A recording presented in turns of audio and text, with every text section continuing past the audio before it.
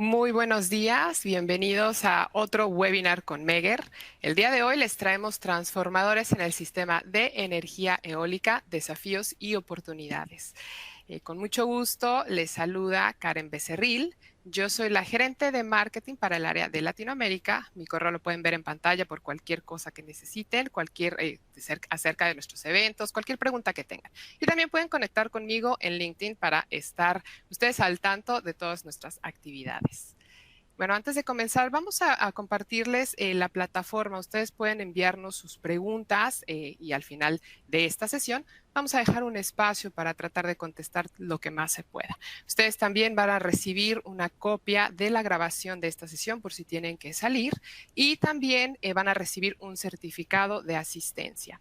Y también, si ustedes desean la copia de esta presentación, al final vamos a lanzar una encuesta y ustedes pueden ahí indicar que desean una copia. Y también vamos a hacerles llegar un artículo muy interesante en inglés, A Global View of Power Transformer Technology, Present and Future.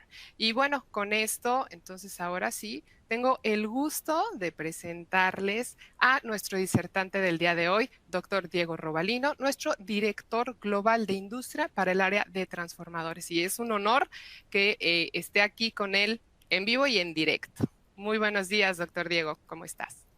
Muy buenos días, Karen. Qué gusto estar aquí contigo.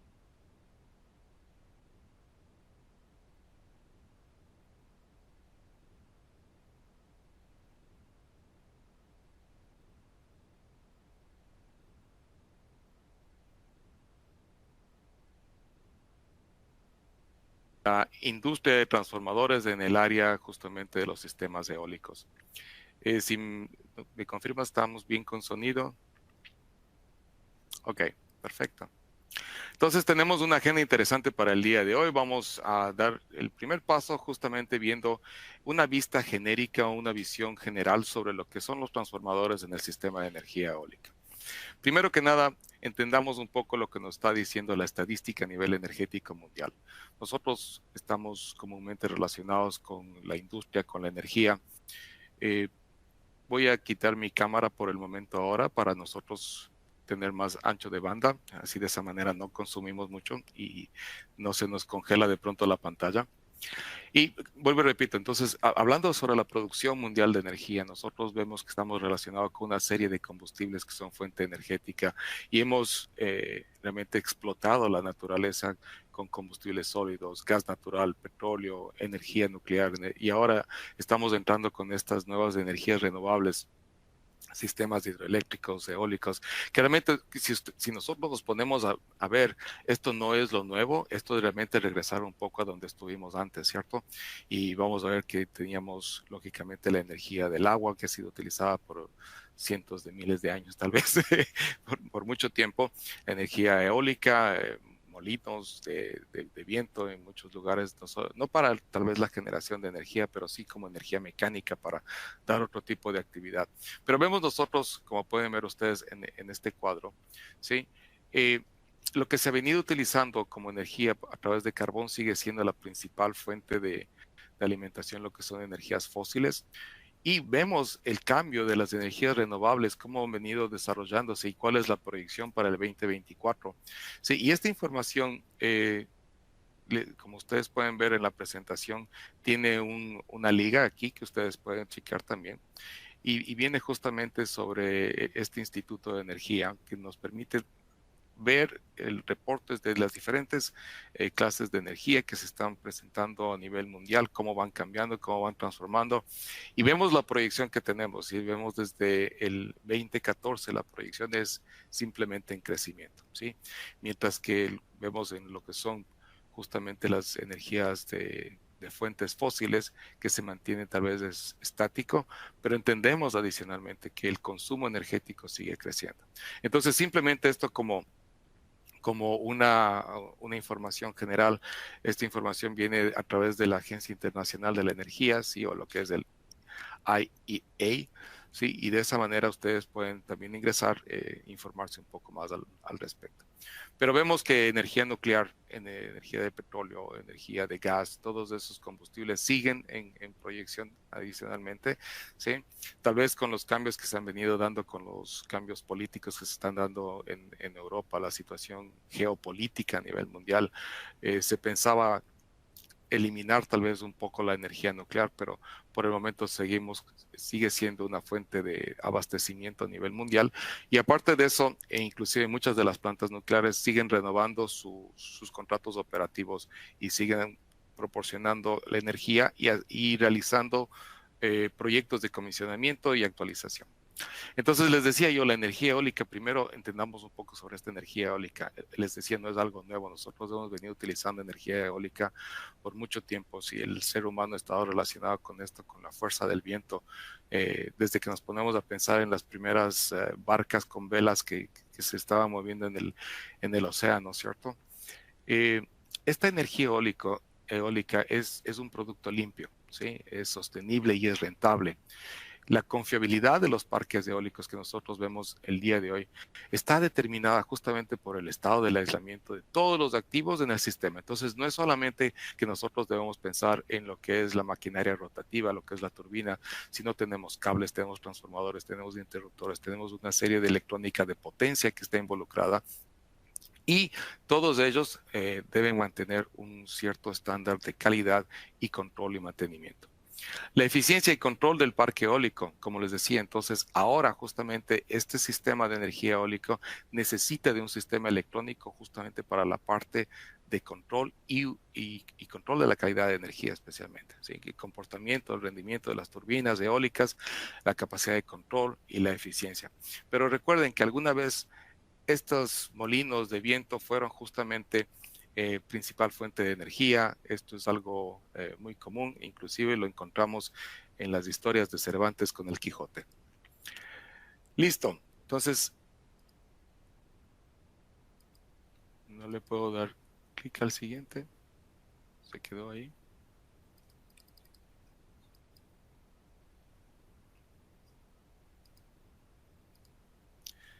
Se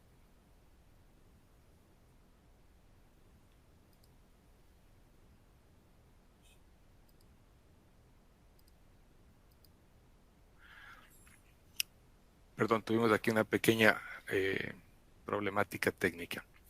Las ventajas de la energía eólica. Entendamos entonces cuál es la ventaja de tener un suministro de energía a través de energía eólica. Esta es una fuente de energía renovable, ¿sí? Entonces, desde el primer punto de vista, hablamos de que la energía eólica es inagotable. Significa que sigue en constante generación, constante producción, ¿sí? Y realmente a menos de que se termine la energía solar, pues seguiremos teniendo energía eólica. La energía eólica es una fuente sostenible de energía. La energía eólica no produce gases de efecto invernadero ni otros contaminantes. Y aquí existe a veces un poco de contradicción y discusión en el proceso de manufactura de las turbinas, en el proceso de eh, luego de desecho de elementos de las turbinas. Pero en sí el proceso mismo como tal, sí, no genera efecto invernadero. Existe una baja huella de carbono. Estas turbinas eólicas no requieren combustibles fósiles para generar electricidad. Vamos a entender nosotros que de todas maneras las turbinas eólicas, si bien no requieren combustibles fósiles, no siempre están en operación. Entonces normalmente trabajan en sistemas combinados donde vamos a tener algún otro tipo de energía en la red. El uso de la energía eólica puede reducir significativamente la huella de carbono y ayudar a mitigar el cambio climático, por supuesto. Es un sistema rentable. Muchas de las preguntas que nosotros tenemos a nivel energético no son solamente técnicos, sino que son técnico-económicas. Y desde el punto de vista a nivel de gobierno, a nivel de industria, una de las principales preguntas es qué tan rentable es realmente entrar dentro del sistema de energías eólicas. Y si bien el viento es una fuente de energía rentable, ¿sí? No estamos pagando nosotros un costo por la energía, pero su conversión de esa energía eólica en energía eléctrica pues es un monto interesante en la inversión inicial, ¿sí? De todas maneras, los costos han venido bajando de lo que es el proceso de instalación, manufactura de este sistema de turbinas, pero de todas maneras nosotros debemos considerar, y siempre todos los que están encargados de sistemas de generación, sistemas de crecimiento, sistemas renovables, pues hacen un estudio de rentabilidad de estos sistemas. Vemos nosotros entonces que así como existen ventajas, también existen desventajas de la energía eólica. ¿Cuál es la desventaja de la energía eólica? Pues en primer lugar, yo pienso que los cambios climáticos nos están afectando a todos de diferentes maneras. He visto lugares donde la proyección que se realizó para construir sí, o montar un sistema de turbinas eólicas en cierta región específica, en una geografía determinada, luego de terminado el proyecto, pues empiezan a ver que la fuerza del viento, la velocidad del viento ha cambiado de una u otra manera, ya no existen las mismas temporadas, los ciclos han cambiado y es justamente porque existen también cambios climáticos. Entonces, la principal desventaja tal vez de la energía eólica es que es una energía intermitente y la fuerza del viento es variable. Ahora, si es que esta fuerza del viento es irregular, es intermitente, es variable, es difícil almacenar también esta energía eólica, ¿sí? Entonces nosotros debemos controlar para mantener un flujo continuo, nosotros debemos conservar una calidad de energía, un sistema de balance energético, ¿sí? En los sistemas de alimentación. Fuera de eso, si es que no hay viento, no hay generación de electricidad y por ende entonces tendríamos apagones o simplemente deficiencias energéticas. Luego, tomamos en cuenta que esta energía necesita energía de reserva. Entonces, como les decía, nosotros, si simplemente tenemos un sistema eólico, este sistema eólico, por obvias circunstancias, necesita tener una fuente también en el sistema que permita, en caso de no existir fuerza eólica o energía eólica, pues que compense el requerimiento de la demanda energética.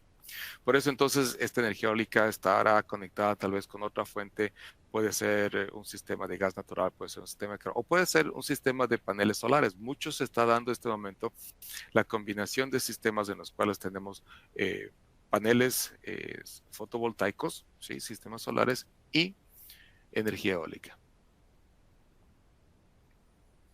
Se crea una contaminación de ruido de bajo nivel.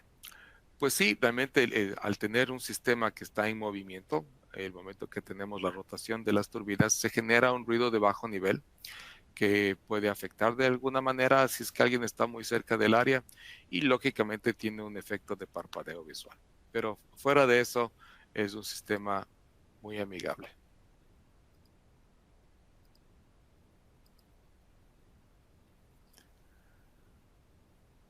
Ahora nosotros vemos justamente la distribución geográfica. Si vemos este atlas, ¿sí? De la velocidad media del viento, van a ver ustedes que desde poca velocidad hasta más alta velocidad, ¿sí? Está dado por código de colores en este caso.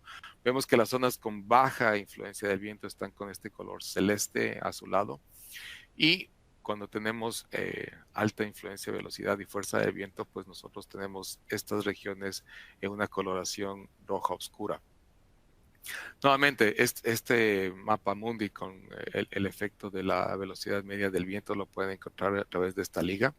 Pero van a ver ustedes que especialmente donde tiene mayor fuerza del viento son zonas costaneras. Pueden ver tal vez uno de los mayores proyectos a nivel mundial existe justamente en las costas del Reino Unido. Tenemos grandes proyectos que se están desarrollando en Asia, ¿sí? Donde se está aprovechando la energía eólica ya no simplemente sobre terreno, sino fuera de terreno, estamos ingresando ya a los océanos y estamos extrayendo toda esa fuerza de ahí. ¿Cómo ha venido creciendo esta energía eólica? Si nosotros hacemos simplemente un análisis de los años anteriores, cómo han venido creciendo, inclusive el tamaño de diseño de las turbinas.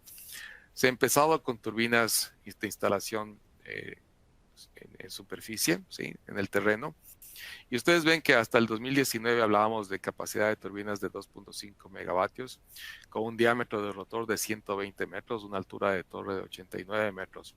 Pero se proyecta, la proyección que nosotros tenemos para el 2035, es que estas torres se incrementen hasta alturas de hasta 130 metros, con diámetro de rotor de hasta 174 metros.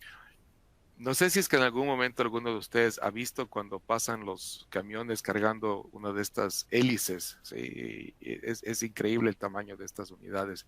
Y si se ponen a pensar, 174 metros, eso tiene que venir en diferentes partes para hacer el ensamblaje y la colocación en sitio. Entonces es un trabajo muy específico, es un trabajo muy delicado, realizado por compañías contratistas que han sido calificadas en estas áreas.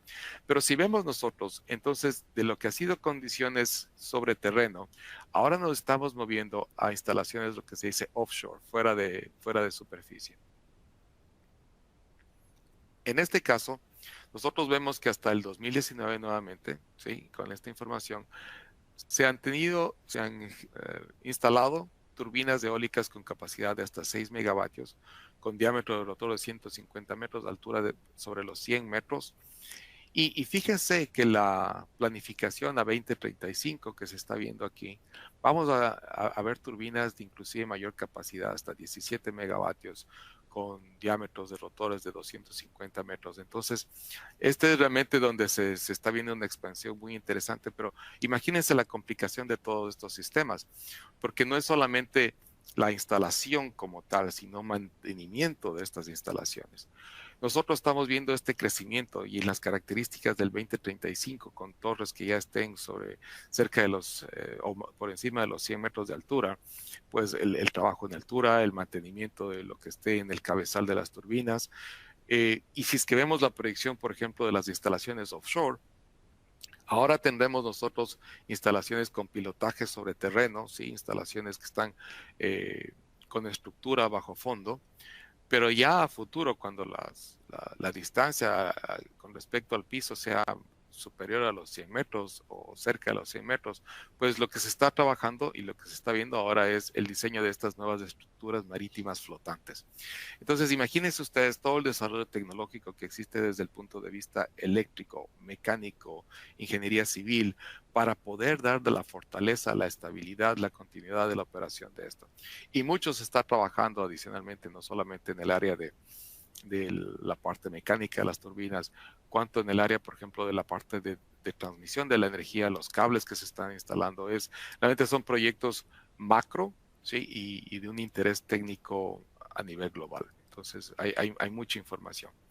Quiero darles simplemente un ejemplo, en este caso, de un sistema de parque eólico. Entonces, aquí vemos tres ramificaciones de un sistema de turbinas.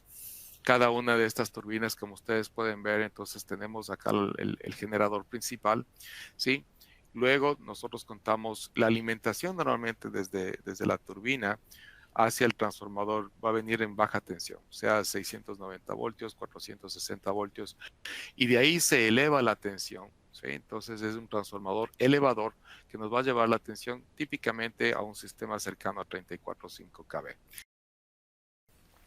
Entonces la energía, como decíamos, sale de aquí y se dirige hacia un sistema colector y de ahí va directamente hacia nuestro sistema de distribución, un transformador colector. Listo. Entonces, ahora vamos a ver un poco más sobre los aspectos básicos sobre este transformador de la turbina eólica. Primero veamos la ubicación. Cuando hablamos de la ubicación, existe diferentes condiciones dependiendo del fabricante del sistema de turbinas, lógicamente la distribución del sistema electromecánico, y por eso vamos a encontrar nosotros diferentes posiciones del transformador. También vamos a encontrar diferentes tipos de materiales con los cuales se han construido estos transformadores, pueden ser de tipo seco o de tipo inmerso en aceite, pero van a ver ustedes que la preferencia va a ser si es que ponemos el transformador primero cerca de la turbina, pero fuera de esta, en la base de la torre, como se ve aquí en la gráfica que nosotros tenemos. Este tipo de transformador, al estar fuera de la turbina y sobre un pedestal, lo vamos a tener posiblemente también inmerso en aceite. Entonces esa es una característica. Eh, Lógicamente para el personal de mantenimiento y de pruebas es mucho más sencillo trabajar con un equipo que se encuentra ubicado a nivel de piso y poder trabajar directamente ahí con todo lo que es equipamiento de pruebas. Pero Algo también que nosotros vamos a ver es que se puede encontrar transformadores en un lugar específico dedicado dentro de la torre, como vemos en la imagen en el lado derecho también. En alguna parte intermedia de la altura de la torre se ha ubicado el transformador. Y al final tal vez una de las características que hemos visto en algunos diseños es justamente que el transformador está instalado en el cabezal del rotor. Y lógicamente ustedes van a ver que para centros marítimos el cabezal del rotor es la opción preferencial, ¿sí? Lógicamente para proteger el sistema, evitar al mínimo la contaminación ambiental que se puede dar sobre el transformador. Y lógicamente nuevos diseños pueden considerar una ubicación especial dependiendo del tipo de las estructuras, y ahora que vamos a entrar en mayores niveles de potencia de generación y en lugares más fuera de las orillas en zonas marinas, pues vamos a ver estructuras flotantes y ahí vendrá también otro tipo de ubicaciones, construcciones. Pero a nivel general, entonces tenemos el cabezal en la parte de la torre, o en el pedestal ubicado al pie de la torre, fuera de la torre. Lógicamente nosotros debemos entender que al hablar de estos transformadores, pues estos transformadores de la turbina eólica actúan como un enlace entre todas las turbinas eólicas y la red de distribución. Nosotros estamos llevando la energía que se está produciendo a través del sistema de turbinas. Esa energía se va colectando y se va aumentando, se va sumando en cada una de las unidades hacia la siguiente, y cada una de estas distribuida en hileras de secuencia, y todas estas sumando la energía hasta llegar a un sistema final colector, que el sistema colector pues lógicamente va a ir hacia la red. Los tipos de transformadores que típicamente se utiliza esto, ¿sí?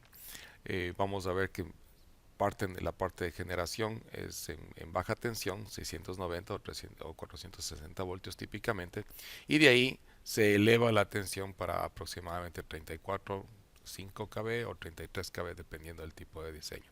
Típicamente son transformadores trifásicos con un grupo vectorial DYN11. Vemos adicionalmente que estos transformadores, ¿sí? Su diseño, su operación, las características están también indicadas, están referidas en diferentes estándares internacionales. Entonces tenemos, por cierto, un estándar que es común, que está representado tanto para el grupo de IEC como para IEEE, que es el 60076-16, que es justamente la guía de referencia sobre transformadores para sistemas de aplicación en energía eólica.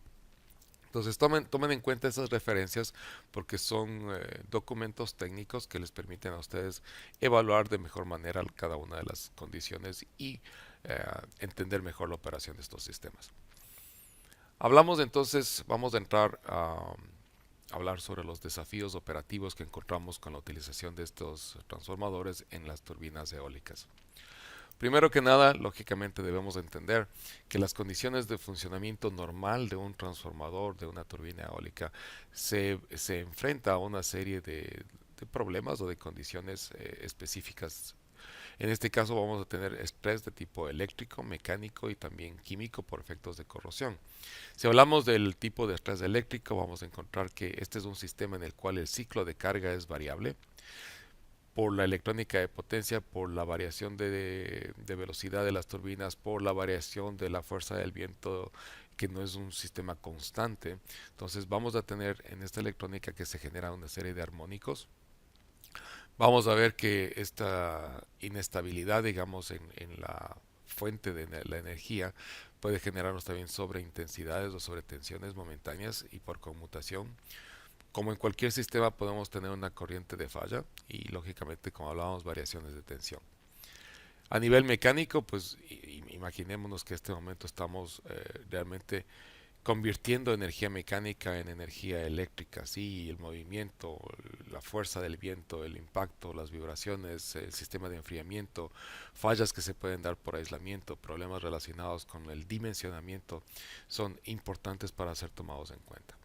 Al final, lógicamente, dependiendo de la ubicación de nosotros tengamos de estas turbinas eólicas, si es que hablamos, por ejemplo, de instalaciones marítimas, uno de los principales problemas a los cuales debemos enfrentarnos es la corrosión. Entonces, la presencia de sal, humedad en la atmósfera, lógicamente en ningún sistema eléctrico, ninguno de esos materiales pues ayudan en nada, sí, siempre son más bien elementos contaminantes y tratamos de minimizarlos al máximo.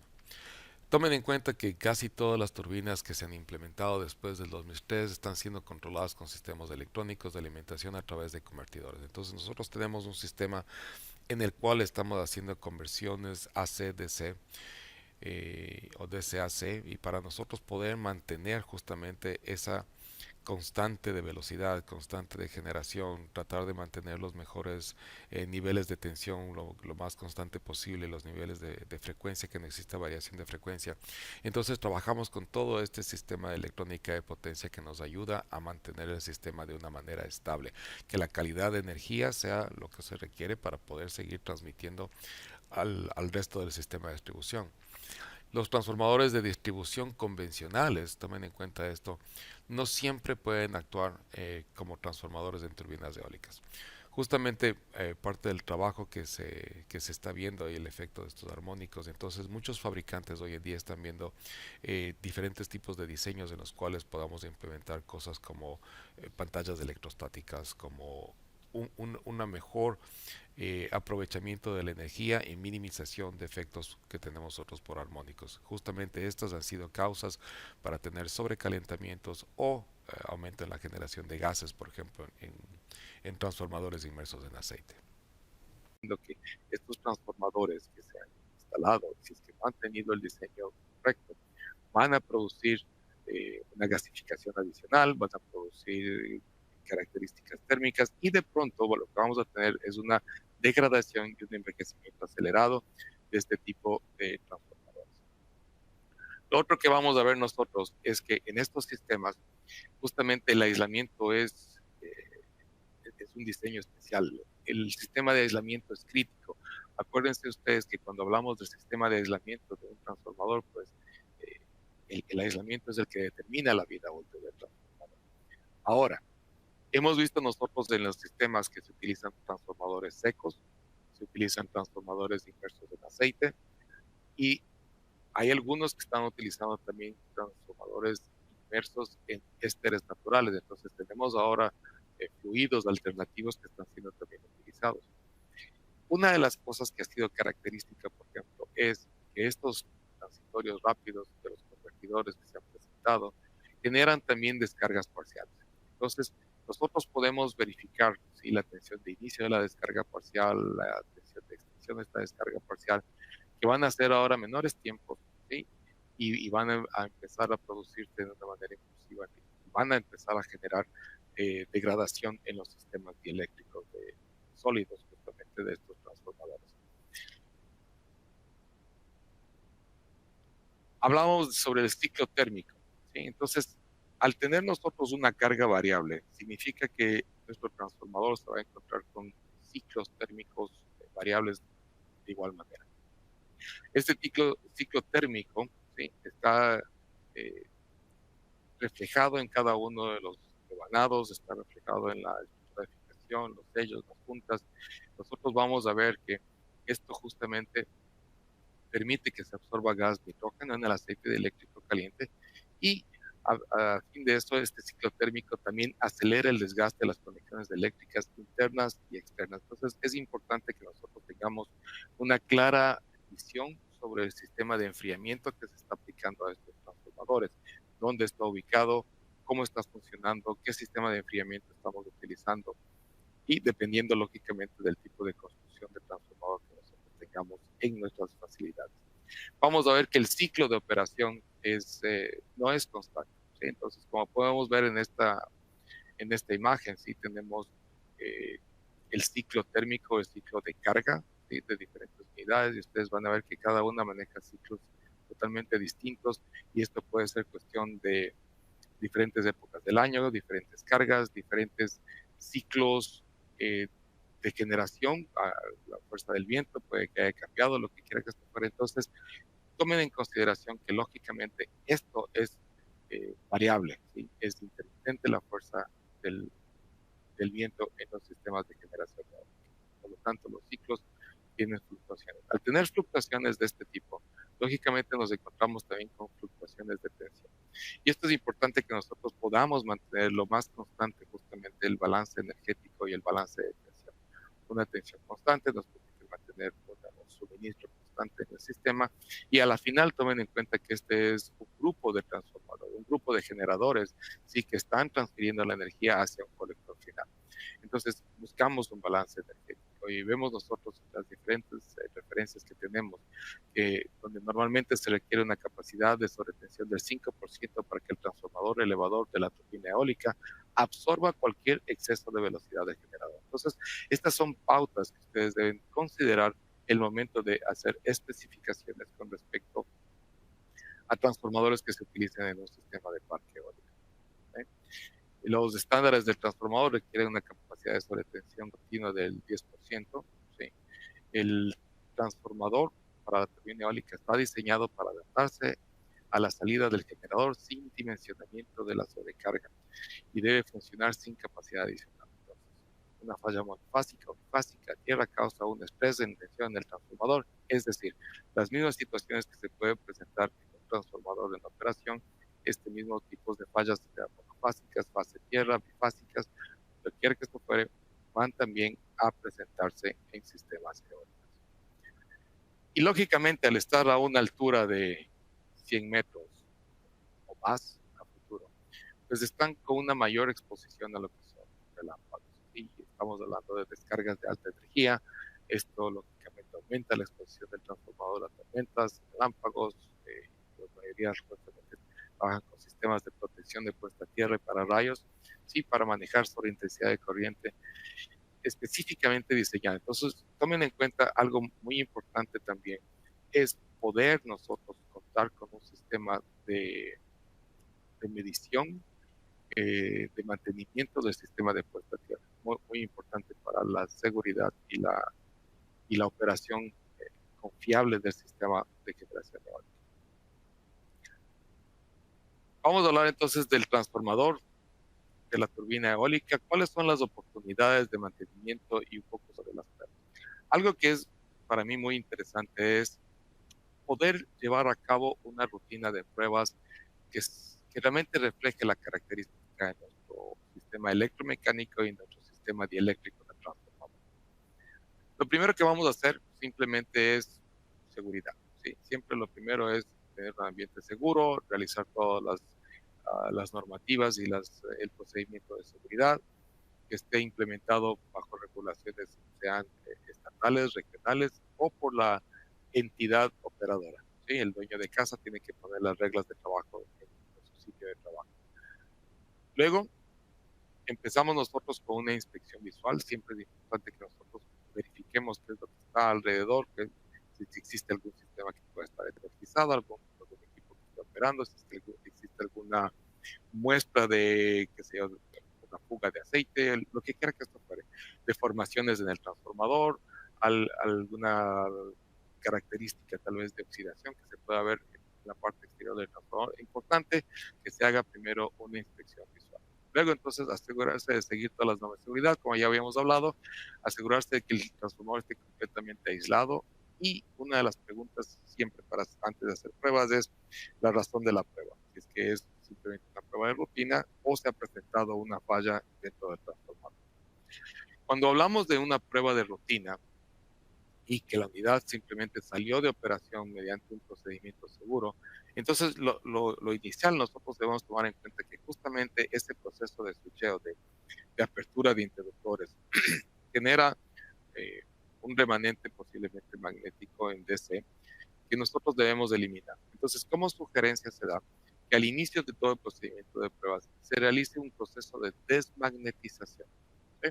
Entonces, usted lo primero que va a hacer es desmagnetizar el transformador para que no exista ningún remanente magnético. Los equipos de pruebas de resistencia de vanados normalmente proveen un sistema de desmagnetización también. Tomen en cuenta cuál sistema de desmagnetización. Existe la desmagnetización adaptiva, que es justamente la que aplica y trabaja bajo la histeresis del sistema magnético del transformador, la cual es la sugerencia en este caso. Y existen procesos genéricos que simplemente son pulsos positivos o negativos a diferentes magnitudes, diferentes tiempos, para hacer un proceso de desmagnetización genérico. Entonces, en algún transformador puede trabajar esto bien, en algún otro transformador puede no trabajar tan bien. Por lo tanto, el uso de un proceso de desmagnetización adaptado justamente al transformador que ustedes están desmagnetizando, pues es la mejor sugerencia. Si es que son pruebas posteriores a una falla que se haya dado en el sistema, primero traten de investigar si la falla fue fuera de la unidad o dentro de la unidad. Entonces, existen una serie de pruebas que ustedes pueden realizar una prueba de resistencia a aislamiento, y básicamente si es que el aislamiento ha fallado, si es que ya no tenemos aislamiento, pues realmente considerar otras pruebas es poco más o menos innecesario. Básicamente la vida del transformador ha sido afectado. ¿Sí?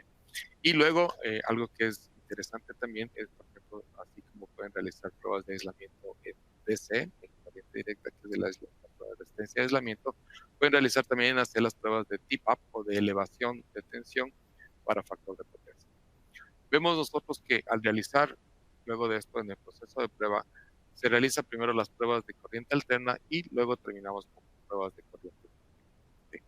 Al final, desmagneticen el transformador antes de entregarlo a servicio. Entonces, cuando hablamos de todo este tipo de pruebas, vamos a ver nosotros que dependiendo de la ubicación, lógicamente de dónde se encuentre nuestro transformador, vemos nosotros aquí, en este caso tenemos en la base de la turbina para realizar las pruebas, y tenemos diferentes tipos. Como ustedes han visto, tenemos transformadores ahora que son encapsulados, tenemos transformadores inmersos en aceite, y cada uno de ellos requiere un tratamiento específico. ¿Sí? Cuando hacemos pruebas de diagnóstico, pues resistencia de aislamiento aplica en ambos tipos de transformadores. ¿Sí? Muy importante la prueba de resistencia de aislamiento. Hay que entender un poco más, y voy a hacer una pequeña pauta con respecto a las pruebas de resistencia de aislamiento, porque veo que existe a veces discrepancias en cómo se realiza esta prueba. Vamos a ver la prueba de relación de transformación, prueba de corriente de excitación, prueba de resistencia de devanado, ¿sí? Prueba de impedancia de cortocircuito. Fíjense ustedes que la impedancia de cortocircuito es una prueba que nos permite analizar directamente cuál es la característica, inclusive si es que se da una deformación geométrica de las bobinas, la impedancia de cortocircuito va a ser una de las pruebas tal vez más sencillas para determinar una desviación mecánica. Vamos a hacer una prueba de factor de potencia en elevación. Tenemos como pruebas avanzadas, se puede entrar en la detección de descargas parciales, análisis de respuesta del barrido de frecuencia, SFRA. Podemos hacer análisis del aceite del transformador. Y fíjense que si es que nosotros tenemos aceite, lógicamente, en el transformador, esta es una de las herramientas más prácticas, tomar una muestra y llevarla al laboratorio. ¿Sí? Llevarla al laboratorio, y si es que encontramos nosotros que existe una unidad que realmente presenta características de gasificación, nosotros vemos justamente la tendencia histórica, y de ser necesario, pues se instala una unidad de monitoreo en línea. Les decía yo un poco sobre las pruebas de resistencia de aislamiento en corriente. Entonces, la medición de resistencia de aislamiento, les voy a dar un ejemplo en la medición desde alta tensión con respecto a tierra. Fíjense ustedes que en esta condición nosotros vamos a contar con la característica del sistema de aislamiento que tenemos entre el electrodo de alta tensión y el electrodo de baja tensión. Tenemos una capacitancia. Luego, entre el electrodo de alta tensión y tierra tenemos otra capacitancia, en este caso para el rojo. Y entre el electrodo de baja tensión y tierra tenemos otra capacitancia. Entonces, podemos dividir nosotros en diferentes grupos capacitivos. Muchas veces existe la pregunta de dónde conecto el positivo, el negativo, y esta G es guarda. Muchas veces, por alguna razón, a veces se confunde la gente y piensa que esto es la G de ground, de puesta a tierra, pero no es. En el sistema DC, usted tiene positivo, haga de cuenta que es una pila, una batería, ¿cierto? Entonces tiene positivo, negativo, y tiene una guarda en el sistema como tal. Entonces, no existe una conexión a tierra, como decía, es una conexión a guarda. El momento que tengo yo esto, fíjense, si es que yo conecto el positivo al lado de alta tensión, el negativo con respecto a tierra, entonces aquí desde el punto de conexión que yo tengo, mi generación va a ser, si es que yo inyecto 5 kV en corriente continua, va a ser entre positivo y guarda 5 kV, entre positivo y negativo 5 kV, ¿sí? Pero entre guarda y negativo tengo 0 kV. Entonces, si es que yo tengo un nivel de tensión, supongamos de 690 voltios, de 460 voltios, yo no estoy haciendo un high pot, ¿sí? No estoy haciendo una prueba de alta tensión sobre el lado de baja tensión. De esta manera, entonces, tengo yo justamente aquí 5 kV entre alta y baja, no hay ningún problema. 5 kV entre alta y tierra, no hay ningún problema. ¿De acuerdo? Entonces, es importante que nosotros veamos. Y la guarda nos ayuda justamente a mejorar la calidad de la medición entre alta y tierra en este caso. Entonces, esta corriente, ¿sí? Que va hacia guarda es una corriente que es ignorada. Si nosotros estamos generando aquí, pues la corriente que pase en este caso, entre alta con respecto a baja, va a ir directamente a guarda. Acuérdense que lo que estamos midiendo es entre alta y tierra, que es la capacitancia que tenemos aquí. ¿Sí? Y entonces las mediciones necesarias, la recomendación es que esta conexión sea la conexión típica, donde usted haga uso de la guarda, conecta el positivo en el lado de alta, la guarda en el lado de baja, el negativo en tierra, ¿sí? Luego tenemos una condición alternativa, ¿sí? Para aquellos equipos que no tengan una conexión a guarda, que la recomendación es lógicamente que tengan equipos con punto de guarda, pero en este caso lo que toca hacer es justamente dejar el positivo en el lado de alta y negativo se conecta al lado de baja tensión y a tierra. Entonces une estos dos electrodos y genera un solo electrodo básicamente al tener esa conexión. ¿Okay? Y de esa manera entonces nosotros podemos garantizar algo, la medición específica entre alta y tierra. Y fíjense que se recomienda adicionalmente, si estamos trabajando con sistemas en mayor tensión donde tengamos nosotros los bushings de alta tensión y si están contaminados, si están con polvo. Muchas veces no podemos limpiar los bushings directamente en sitios, se vuelve tal vez una actividad un poco tediosa. Entonces ponemos simplemente una guarda también a la base de los bushings. Entonces, de esa manera tenemos totalmente protegido cualquier tipo de fuga superficial sobre la superficie de los bushings. Lo mismo si es que hacemos una conexión, en este caso de alta con respecto a baja tensión, de aquí voy a ir un poco más rápido. Nuevamente conectamos el electrodo positivo en el lado de alta, electrodo negativo en el lado de baja y guarda con respecto a tierra. Entonces, fíjense nuevamente, 5 kV entre alta y baja, 5 kV entre alta y guarda. Entre baja y tierra, nosotros no tenemos ninguna diferencia de potencial. Por lo tanto, entonces es una conexión segura, hacemos la medición y sin ningún problema vemos esta característica que es lo que estamos buscando, que es la medición de la capacitancia entre el lado de alta y el lado de baja, ¿sí? El electrodo de alta y el electrodo de baja. Entonces, nuevamente, la condición alternativa sería conectando el electrodo de baja tensión a tierra, ¿sí? Y la recomendada, lógicamente, utilizando la condición de guardia.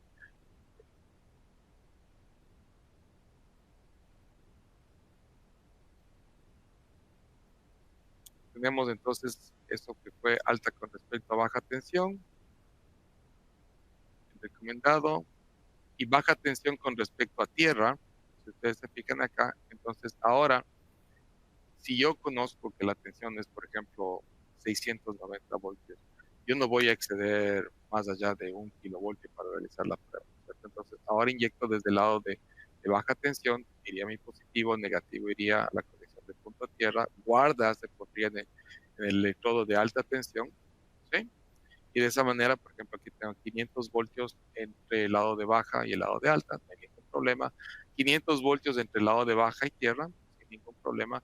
Y cero diferencia de potencial entre el electrodo de alta tensión y tierra. De esa manera, entonces, todas esas conexiones son seguras. Y ha habido mucha pregunta con respecto a esto, pero por eso quería enfatizar en este conexionado para realizar la prueba de resistencia de aislamiento, especialmente porque a veces conectamos 5 kV, no sabemos tal vez cómo está la distribución de la generación desde el punto de generación positivo con respecto a negativo, con respecto a guarda, ¿sí? Y podemos de pronto inyectar 5 kV en un lado de baja tensión que esté diseñado solamente para 500 voltios, lo cual nos generaría lógicamente un estrés eléctrico adicional innecesario sobre el sistema eléctrico del transformador. Entonces aquí tenemos la conexión típica, sí, que es positivo, lado de baja, negativo a tierra, guardas lado de alta. Si no tenemos equipo con protección de guarda, pues nos toca poner en un solo electrodo alta y tierra, ¿sí? Y si es que podemos hacer guarda a los bushings, pues esta sería la conexión. También podemos conectar la guarda hacia los bushings. Entonces, en este transformador de energía eólica, las pruebas que se realizan, sí, pueden justamente enfocarse en estos cambios que se puedan dar mecánicos dentro del transformador. Una de las pruebas que nosotros realizamos justamente, si es que existe un cambio en la impedancia, poder evaluar el movimiento del demanda. Entonces, la prueba de impedancia de cortocircuito, ¿sí? O flujo de dispersión, que también reactancia de dispersión, es una de las principales pruebas muy sencillas que se puede realizar hoy en día y podemos ver justamente variaciones mecánicas. Lo otro, si nosotros especialmente trabajamos en transformadores de tipo seco, van a ver ustedes que una de las pruebas sencillas de realizar es justamente una prueba de elevación de factor de potencia con elevación de tensión. Y en este caso, fíjense, esto es lo que sucede en un transformador tipo seco. Ustedes van a ver una característica constante, ¿sí? Del factor de potencia hasta cierto nivel de tensión. Y lo que nosotros tenemos en los equipos que fabricamos en Megger, tenemos lo que se conoce como el factor de dependencia de tensión. Y fíjense que sigue la estructura, la característica de la tensión aplicada sobre este sistema seco. Y cuando existe una influencia, una variación, ¿sí? De la característica dieléctrica, de la respuesta dieléctrica por variación de tensión, este factor de dependencia de tensión se mueve en paralelo a esta variación. Ustedes van a ver que van a tener cambios, como se da en este caso, a mayor tensión, mayor factor de potencia. ¿Y es por qué? Porque nosotros, si tenemos un transformador seco, pues estamos contando no solamente las pérdidas por las pérdidas dieléctricas, sino también pérdidas por descargas. Interesante que se pueda hacer también un barrido dieléctrico, ¿sí? A diferentes tensiones con el equipo de factor de potencia. Ustedes pueden ver en un espectro de 1 a 500 Hz y hacer variaciones y tener una característica del transformador del sistema dieléctrico. ¿Sí? Con respecto a las pruebas de descarga parcial, aquí existe un poco de discusión también en lo que se puede realizar. Normalmente cuando nosotros tenemos el transformador, como se ve en este caso, que está montado sobre el cabezal de la turbina y tenemos acá toda la estructura del sistema, la electrónica de potencia, es muy difícil tener un sistema en línea.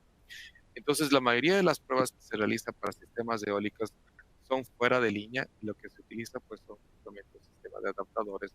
Nosotros tenemos que la característica es 690 voltios en el lado de baja tensión, 460 voltios, y el lado de alta entre 3800, 34.5. Pues lo que se puede hacer es pruebas fuera de línea y se puede utilizar también sistemas acústicos. Entonces es importante que nosotros conozcamos todo lo que son accesorios, todas las partes y componentes que se pueden utilizar para poder realizar pruebas de descargas parciales. Porque si es que nosotros tenemos un transformador, especialmente, y hacemos un continuo muestreo del aceite del transformador, nosotros vamos a ver generación de gases. Y si vemos como características que se están generando hidrógeno, que se está generando metano, esa es una pauta que nos indica que de pronto sean descargas parciales.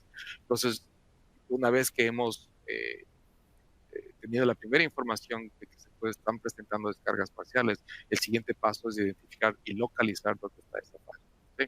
Entonces puede ser, si es que no se puede utilizar un proceso de detección a través de sistemas eléctricos, se puede hacer un proceso de localización a través de sistemas acústicos. Entonces, muy interesante esta parte, ¿sí? Pero vuelvo y repito, Si es que nosotros tenemos un transformador inmerso en aceite, la principal característica de este sistema inmerso en aceite es justamente que el aceite, aparte de ser simplemente un material dieléctrico y ser un refrigerante del transformador, también es nuestro medio de comunicación. Él es el que nos da la información de la parte interna del transformador y nos comenta cuál es la condición que se está presentando. Y ahora, justamente como les decía, muchas veces en estos transformadores no es simplemente el valor de la cantidad de partes por millón de cada uno de estos gases, sino tal vez la tendencia histórica. Entonces hay mucho trabajo que está realizando justamente tanto desde el lado de IEC como del lado de IEEE. En la última revisión de la norma C57-104, cuando se habla de transformadores instalados en sistemas eólicos, no se dio estadísticas concretas y finales por el hecho de que muchos transformadores pues no han sido 100% diseñados para sistemas eólicos y por eso se ve esa cantidad adicional de gases, gases parásitos y demás que se están presentando. Entonces, hay todavía mucho que aprender y hay todavía mucho por discutir con respecto a este tema.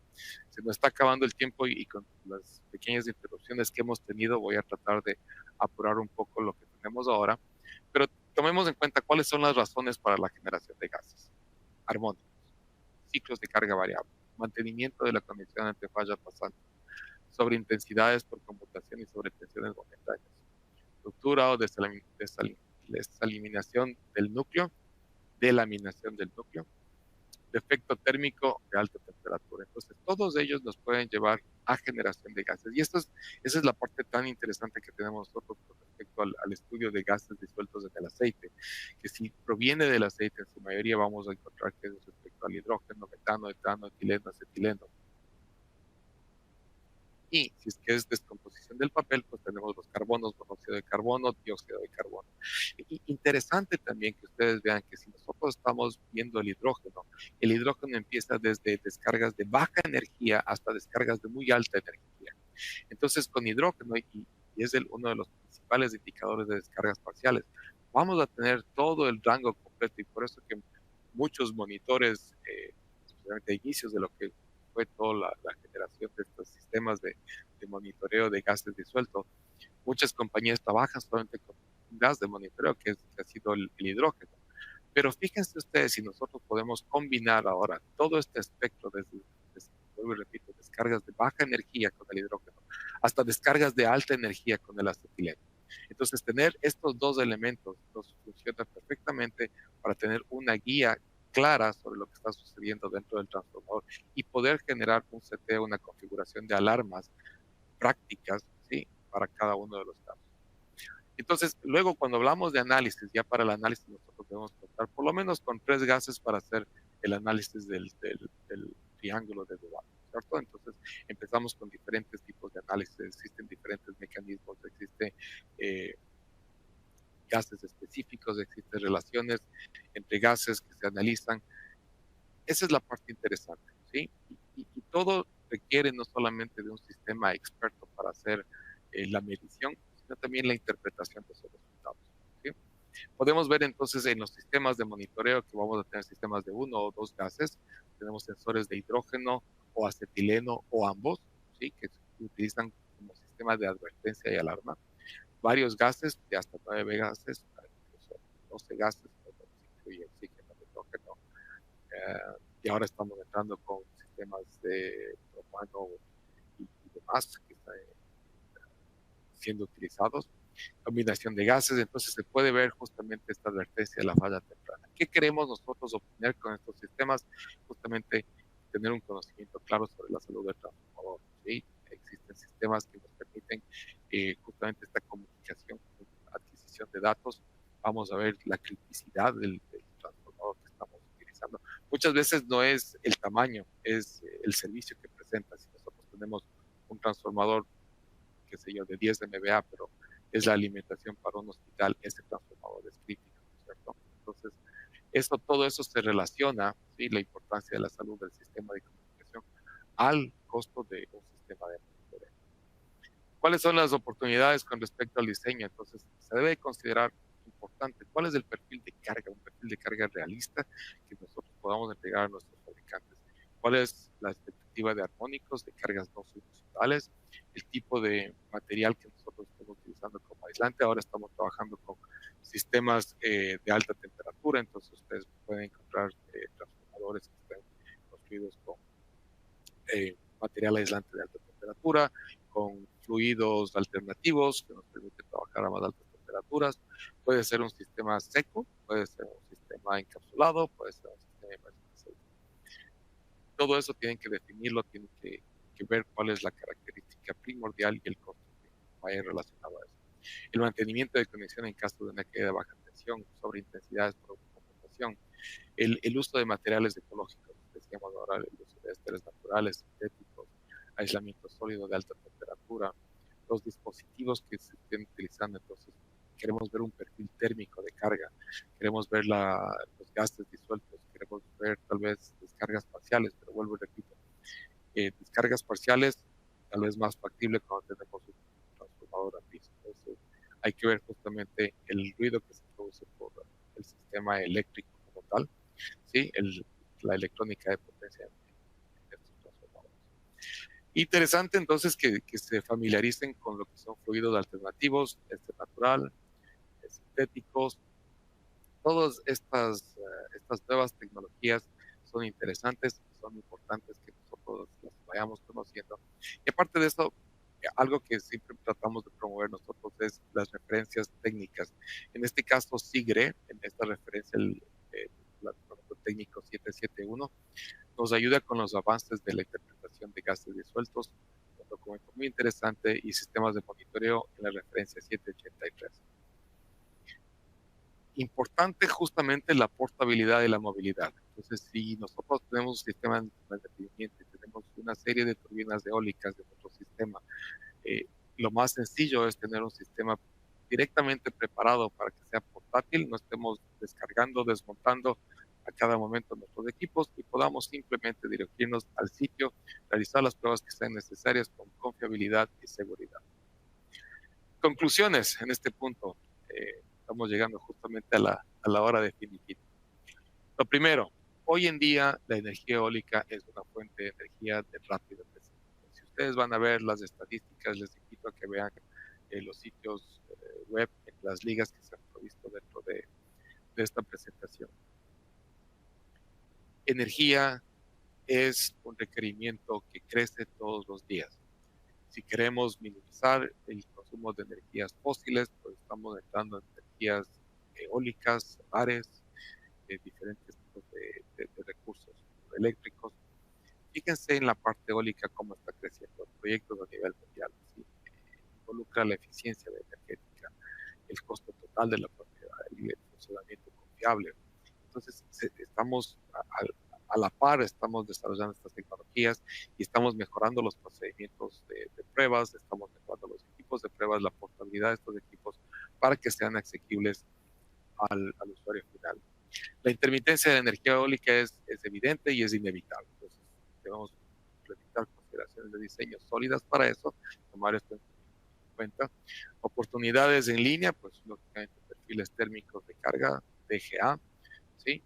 Y algunas oportunidades con respecto a descargas parciales. La operación plantea un desafío para la integridad de los sistemas de aislamiento. Por supuesto que sí. Entonces, ustedes van a tener ensayos fuera de línea, resistencia de aislamiento, espectroscopía dieléctrica, muy interesante, lógicamente, tanto en banda angosta como el DFR en banda completa. Portabilidad de los dispositivos, pueden trabajar con vehículos de prueba de subestación, con equipos livianos y portátiles. Los datos de prueba tienen que ser confiables. La administración de los datos es sumamente importante. Cómo se está generando eso, cómo estamos aprendiendo de cada una de nuestras unidades operando en campo. La ampliación de las oportunidades, transformadores tipo seco, fluidos alternativos, materiales de alta temperatura. Y todo esto, lo que es importante lógicamente también para ustedes, es que esa información se pueda llevar directamente a un solo sitio, sea administrada correctamente y podamos tener la asesoría experta para dar las mejores soluciones en campo para los usuarios finales. Y con eso, llegamos al final de la presentación. técnica. Karen. Muchísimas gracias, Diego. Excelente información, muy valiosa. Sí, claro que sí. Antes de pasar a la sesión de preguntas, queremos compartir nuestro próximo webinar y panel virtual. Este es en ensayos de protecciones en sistemas con generación distribuida. El webinar será el martes 27 de febrero y esa misma semana, el viernes, presentaremos el panel virtual. Ustedes pueden inscribirse visitando la página oficial de webinars, csa.meger.com/webinars. Y también queremos invitarlos a que escuchen nuestros nuevos podcasts, Confesiones de un Ingeniero. Ustedes al recibir la copia de esta presentación van a recibir también el enlace. Entonces ustedes pueden visitar los podcasts que ya tenemos al aire y estén atentos para las próximas ediciones. De hecho, tenemos un grupo en LinkedIn en el que todos están cordialmente invitados a formar parte de, en el que vamos a estar anunciando todas estas actividades virtuales como los webinars, cuando tengamos lives, los podcasts. Entonces, este en LinkedIn, así que pueden ustedes solicitar ser parte de y con gusto los aceptamos.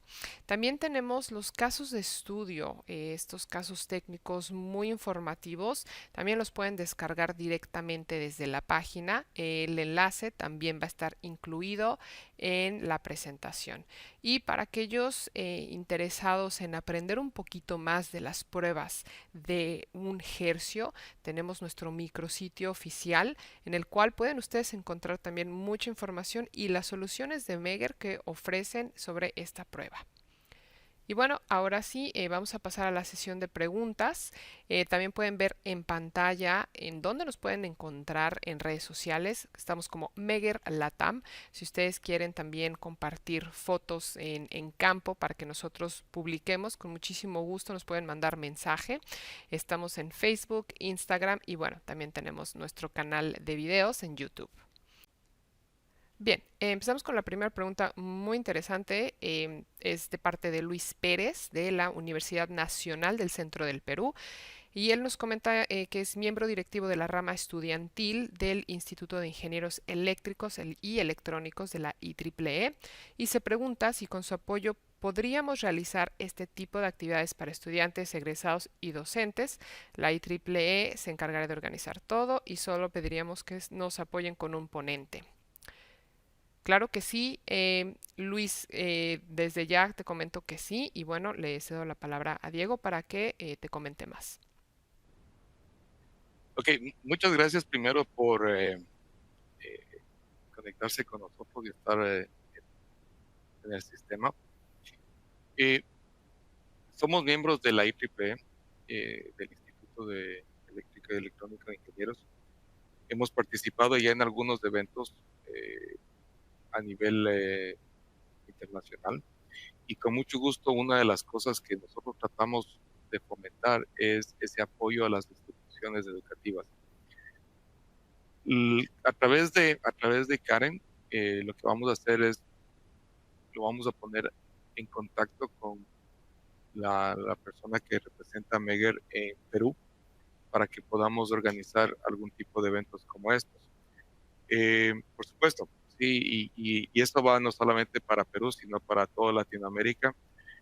Nos gusta mucho hacer el intercambio académico y la participación de estudiantes, la motividad, la energía de esta juventud que nos va a representar a la ingeniería eléctrica en el futuro, nos motiva y nos llena de gratitud a la profesión. Trabajar con los docentes, que son pues aquellos que están directamente vinculados con la comunicación educativa, así es que será un gusto y poder trabajar conjuntamente con ustedes y vamos a ver cómo nos organizamos. Existen diferentes disertantes que podrían estar trabajando en este tipo de temáticas o diferentes temáticas. Así es que ahí lo vamos a coordinar. Por favor, le haces llegar tus datos a Karen y lo vemos adelante. Claro que sí, y bueno, Luis, estaremos poniéndonos en contacto directamente contigo.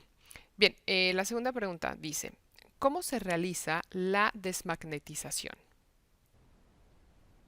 Ok, desmagnetización es un tema muy interesante, ¿sí? Imagínense ustedes desde el punto de vista electromagnético, ¿sí? Nosotros tenemos diferentes tipos de materiales electromagnéticos. ¿Sí? El núcleo del transformador puede ser de diferentes materiales. Y el material, básicamente, la característica que nos interesa aquí es la permeabilidad magnética. En este caso, ustedes van a ver que se producen más o menos pérdidas por histeresis. Cuando nosotros aplicamos una tensión DC, ¿sí? Y en este caso voy a ser muy específico, cuando nosotros inducimos una corriente DC sobre la bobina, ¿sí? Se genera un efecto electromagnético donde se satura y se direcciona, ¿sí? Se direcciona los dominios magnéticos del núcleo, ¿sí? En una sola dirección. Se orientan todos esos dominios magnéticos en una sola dirección. Y en un momento se satura el núcleo. Y eso es justamente la parte fundamental que nosotros tenemos para las pruebas, ¿sí? Entonces nosotros podemos seguir un orden, hablemos así, en las pruebas que se realicen para realizar esto. Pero una vez que se ha saturado el núcleo, sí que es fundamental para poder realizar la medición de resistencia de vanado. ¿Sí? El momento que termina eso, nosotros tenemos que desmagnetizar. Caso contrario, lo que puede pasar es que nosotros tengamos el momento de energizar nuevamente el transformador, unas corrientes de inrush, ¿no? Unas corrientes de entrada sumamente altas, ¿sí? Que lo que van a hacer es saltar las protecciones y van a activar las protecciones precisamente de segundo y tercer árbol. Lo que vamos a hacer en este caso es desmagnetizar. Y ahora sí viene entonces, ¿cómo desmagnetizar? De la misma manera que usted utiliza el equipo para saturar el sistema, ¿sí? Y para trabajar la medición de resistencia de vanado, nosotros lo que vamos a hacer es ahora cambiar la polaridad. Imagínense la histeresis de un transformador. Cuando vemos el núcleo magnético, es básicamente nosotros hacemos voltios segundo en función de corriente. ¿Sí? Y el momento que tenemos esto, que es básicamente una representación de la densidad magnética con respecto a la intensidad de flujo magnético, y voy construyendo la histeresis. Esa histeresis simplemente es en un lado positivo, en otro lado negativo. Lo que normalmente se ha hecho es utilizar simplemente pulsos en DC. Entonces, la manera genérica de desmagnetizar el transformador es generar un pulso positivo por cierto tiempo, invertir la polaridad, generar el pulso negativo en DC por cierto tiempo y luego ir bajando la magnitud hasta estar muy cerca de cero. Entonces vamos positivo, negativo, hasta llegar muy cerca de cero y los tiempos van variando. En lugar de hacer eso, y hemos visto que en algunos transformadores eso funciona mejor que en otros, pero hemos visto también en algunos casos que otros equipos, que en vez de desmagnetizar, terminan magnetizando más el transformador.